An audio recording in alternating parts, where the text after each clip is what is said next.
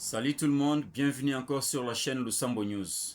Aujourd'hui nous sommes dimanche 25 mai 2025. Nous sommes précisément dans l'est de la République démocratique du Congo, dans la province du Nord Kivu, dans la ville de Goma. Nous allons essayer de faire une analyse objective sur les discours chocs de Joseph Kabila après sa levée des immunités par le Sénat congolais. Alors, son discours se résume sur 12 points et nous allons essayer de décortiquer tous ces points-là. Alors, euh, restez branchés jusqu'à la fin de cette vidéo pour comprendre ce qui se cache derrière les discours de Joseph Kabila. Commençons par le commencement avec son premier point où il a parlé d'un constat de l'effondrement de l'État.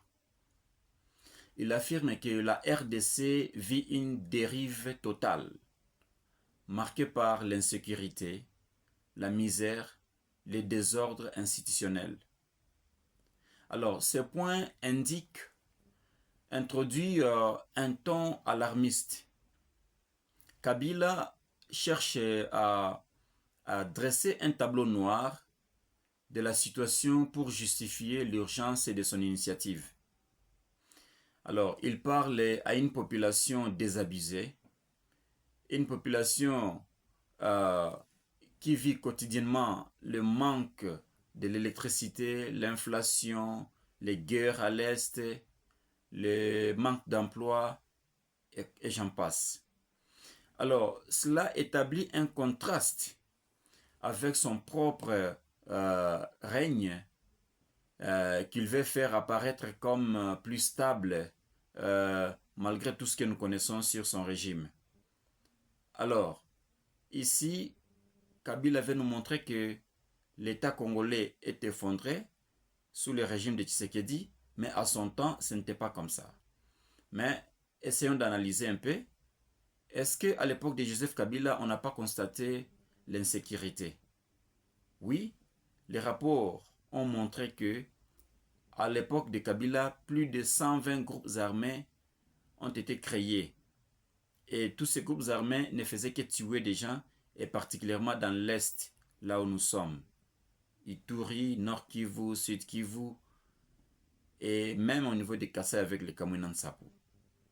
Alors, il nous parle de la misère. Est-ce que sous son règne, il n'y avait pas de misère? Est-ce que les Congolais vivaient mieux qu'aujourd'hui? La réponse est non. Les Congolais vivaient toujours en dessous du seuil de pauvreté. Et d'ailleurs, on a constaté que c'est 8 ménages sur 10 qui vivaient dans la misère.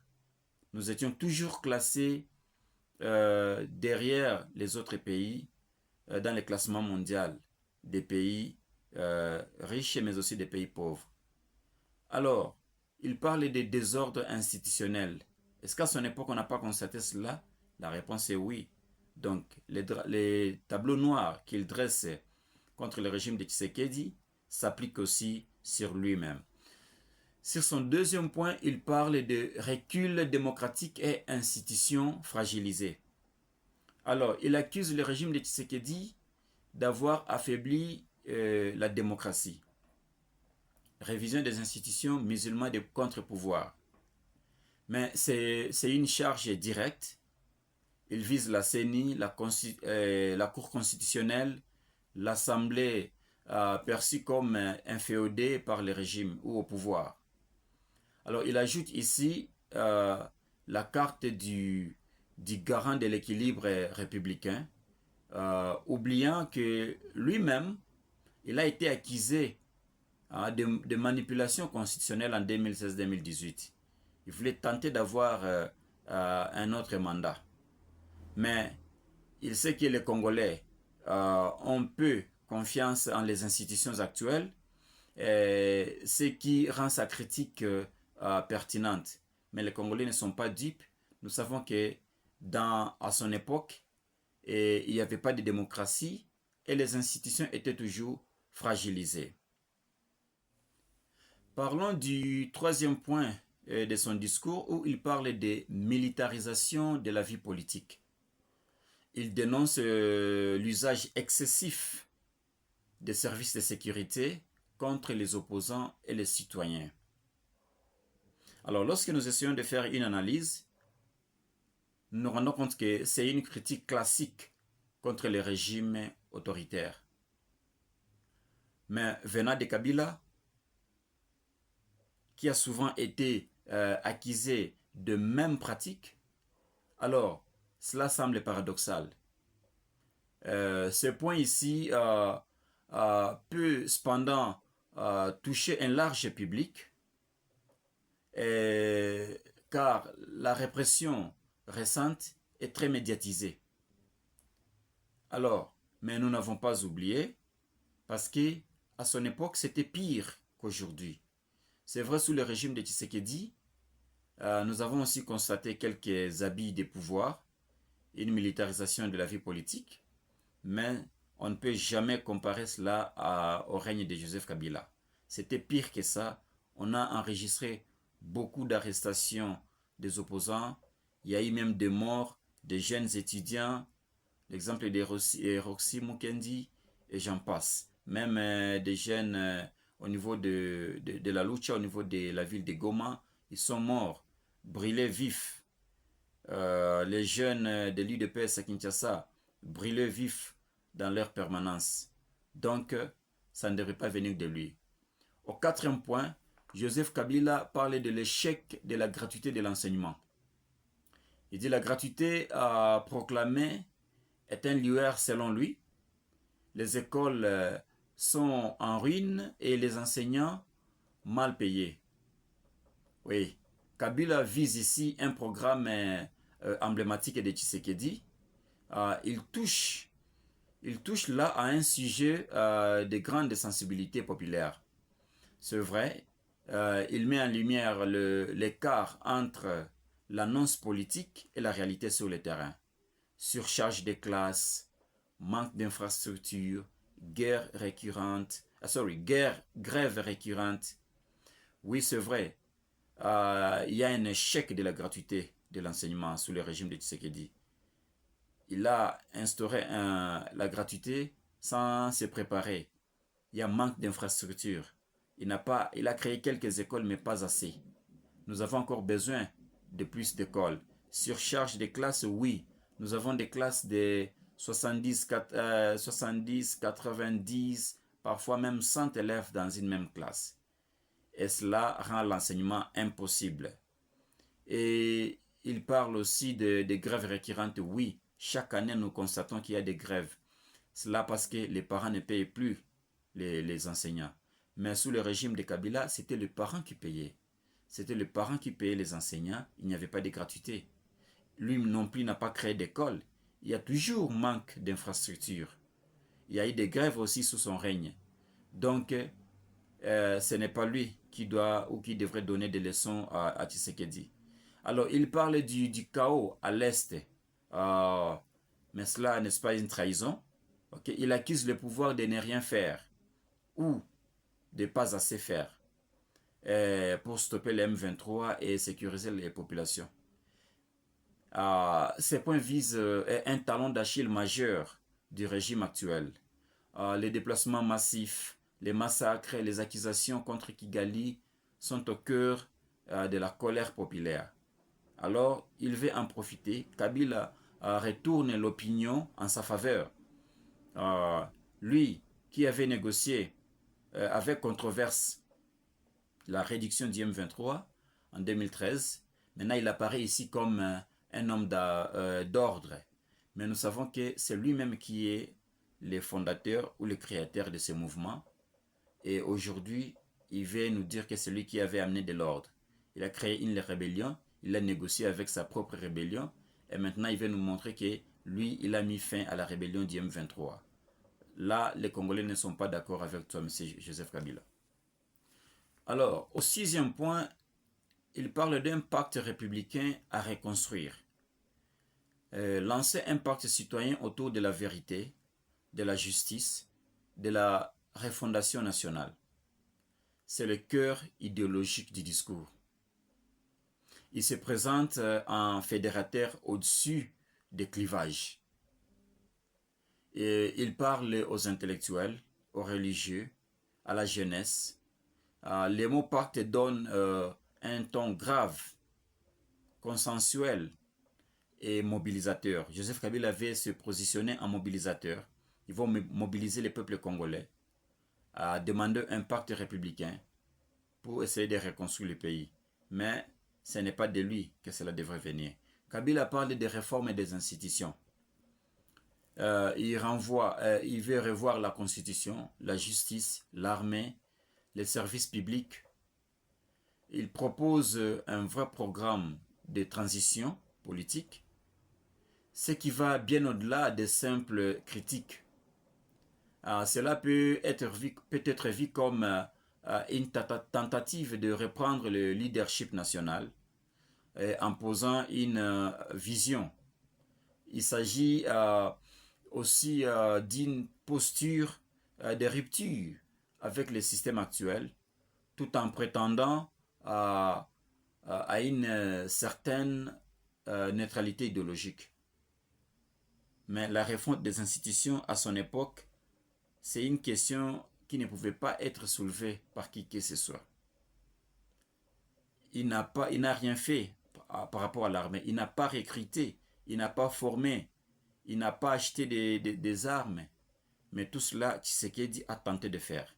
Il a fait, bien que ça n'a pas réussi complètement, mais il a quand même fait. Alors, revoir la Constitution, il a tenté de revoir la Constitution en sa faveur. Alors, Joseph Kabila parle au 8e point du dialogue national inclusif. Ouvrir un dialogue sans exclusion. Ici, Kabila cherche à recréer un moment similaire au dialogue de Sun City. Sun City, un dialogue qui a eu lieu en Afrique du Sud. Ou celui de la Saint-Sylvestre. C'est aussi une stratégie. Pour ceux-là qui ne comprennent pas, c'est aussi une stratégie pour redonner de l'équilibre, de légitimité à des forces politiques marginalisées, dont la sienne. C'est une manière subtile de se repositionner sans s'annoncer candidat. Donc il ne veut pas s'annoncer candidat, mais c'est une façon de se repositionner. Le dialogue national inclusif, on en a eu combien dans ce pays? Nous avons eu plusieurs dialogues. Quels en sont les résultats? Jusqu'à aujourd'hui, il n'y a pas toujours de paix en République démocratique du Congo. Pourtant, nous avons eu beaucoup de dialogues. Ça n'a pas résolu les problèmes. Et je pense qu'aujourd'hui, si on fait les sondages, les peuples congolais, et particulièrement les peuples de l'Est, on n'a pas besoin du dialogue. Nous avons besoin des institutions fortes, des leaders qui savent bien défendre l'intégrité territoriale. Au 9e point, Kabila parle de la justice transitionnelle et réconciliation. Mettre en place une commission vérité et réconciliation. Il reprend ici un outil populaire dans les post-conflits africains. Alors cela permettrait d'apaiser les tensions, mais aussi de neutraliser certaines poursuites judiciaires, potentiellement certaines poursuites judiciaires potentielles contre lui et ses proches. C'est donc à la fois un message d'apaisement, mais aussi un bouclier politique. Nous savons qu'il est déjà attaqué à la justice, on a levé ses immunités, il y a des poursuites judiciaires contre lui, maintenant il veut se cacher derrière une justice transitionnelle et une réconciliation. Mais cela, ça ne peut pas amener la paix en République démocratique du Congo parce qu'il y en a eu déjà. Nous avons eu une commission paix et réconciliation, mais où sont les résultats? Au 10e point, il a parlé de la souveraineté nationale. S'affranchir des influences étrangères qui pillent les pays. Ces points visent les puissances économiques et politiques qui interviennent en RDC. Il s'agit de la Chine, les États-Unis, le Rwanda, l'Union européenne, ainsi de suite. Alors, ce message politique et nationaliste, très efficace auprès des jeunes, auprès de la diaspora aussi. La diaspora congolaise ne veut pas de l'ingérence des puissances étrangères. Alors, il reprend un vieux discours de gauche indépendantiste pour essayer d'avoir un certain nombre de Congolais derrière lui. Au 11e point, Kabila parle de la protection des ressources. Révision des contrats miniers, fiscalité équitable, transparence. Alors, comme message ici, les ressources congolaises doivent servir au développement national, pas à enrichir une élite ou des multinationales. Mais c'est ce qui a enrichi Joseph Kabila. Si aujourd'hui il est parmi les riches du pays, plus de 14 milliards de dollars, plus de 70 entreprises qu'il a créées, c'est parce qu'il s'est servi des ressources naturelles pour s'enrichir. Lui, avec ses acolytes, tout cela qui était avec lui. Aujourd'hui, nous avons Matata Mponyo qui s'est enrichi. Et il a créé une grande université dans la ville de Kindu. Et ce n'est pas seulement lui. Il y a d'autres caciques du FCC qui se sont enrichis à cause de nos ressources. Donc c'est toujours le cas, même sous le règne de Tshisekedi, c'est toujours une élite et des puissances économiques et multinationales qui bénéficient de nos ressources naturelles. Donc, c'est mettre comme protecteur des ressources naturelles, en tout cas, ça ne doit pas venir de lui. Et au 12e point, il parle de la mobilisation citoyenne. Créer des comités citoyens pour veiller au respect de ses engagements. Eh bien, c'est ici que le discours devient politique au sens fort. Il appelle le peuple à se lever, à s'auto-organiser, à surveiller le régime. Cela ressemble à une stratégie de pression populaire, voire une mobilisation en vue d'un futur affrontement démocratique. Donc, il veut une mobilisation citoyenne, mais à son époque, est-ce que les gens pouvaient se mobiliser contre lui, contre son régime? Est-ce que les gens pouvaient surveiller son régime? Et donc, nous savons que Kabila veut se venger. Il veut retourner aux affaires. Il a déjà perdu sa place. Aujourd'hui, il est accusé de la complicité contre son propre pays, le pays qu'il a dirigé pendant 18 ans. En conclusion, c'est un discours stratégique, tout simplement pour se déclarer candidat indirectement. Merci de nous avoir suivis. Restez branchés sur la chaîne Lusambo News. Laissez vos commentaires et nous reviendrons vers vous. Abonnez-vous et partagez massivement. Au revoir et à la prochaine.